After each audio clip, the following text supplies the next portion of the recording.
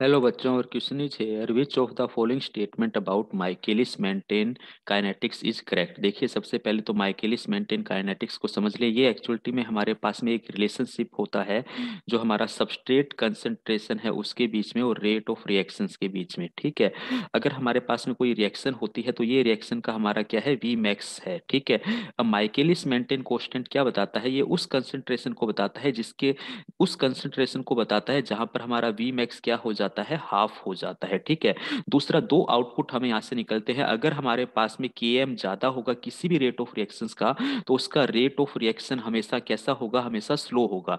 तो हम बात कर सकते हैं के एम इनवर्सली प्रोपोर्शनल होता है, हम कह सकते हैं रेट ऑफ रिएक्शन का। पहला आउटकम हमें ये पता होना चाहिए। दूसरा हम बात करें, के एम पर कोई भी इफेक्ट नहीं पड़ेगा, हमारे माइकेलिस मेंटेनेंस पर कोई भी इफेक्ट नहीं पड़ता है यदि हम सबस्ट्रेट कंसंट्रेशन को क्या करें, इंक्रीज करें, तो है ना, वी मैक्स पर कोई इफेक्ट नहीं पड़ने वाला है। ठीक है, ये कंसेप्ट भी याद रखना है। अब एक एक करके हम हमारे स्टेटमेंट पर आते हैं। पहला स्टेटमेंट है, high Michaelis constant indicate a high affinity of enzymes for its substrate, यानी कि रेट ऑफ रिएक्शंस की बात कर रहा है तो रेट ऑफ रिएक्शन हाई नहीं होगा, यहाँ पे कम हो जाएगा, लेकिन यहाँ पे हाई एफिनिटी लिखी है, इस कारण से ये स्टेटमेंट गलत हो गया, क्योंकि मैंने पहले ही बोला कि इनका रिलेशन इनवर्सली प्रोपोर्शनल है हमारे पास। ए लो माइकेलिस कोस्टेंट, लो है हमारा माइकेलिस कोस्टेंट, हाई एफिनिटी है, तो रेट ऑफ रिएक्शन हमारा हाई हो जाएगा, यानी कि बी स्टेटमेंट तो हमारा यहाँ पे सही जाता है।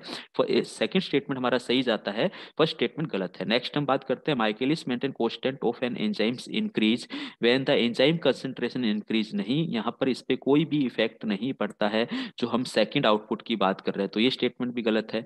फोर्थ स्टेटमेंट है, the Michaelis constant of an enzyme is unchanged when the enzyme concentration is increase, मैंने कहा कंसंट्रेशन हम इंक्रीज कर रहे हैं या कम कर रहे हैं तो इस पे कोई इफेक्ट नहीं आता, यानी कि फोर्थ स्टेटमेंट भी सही है।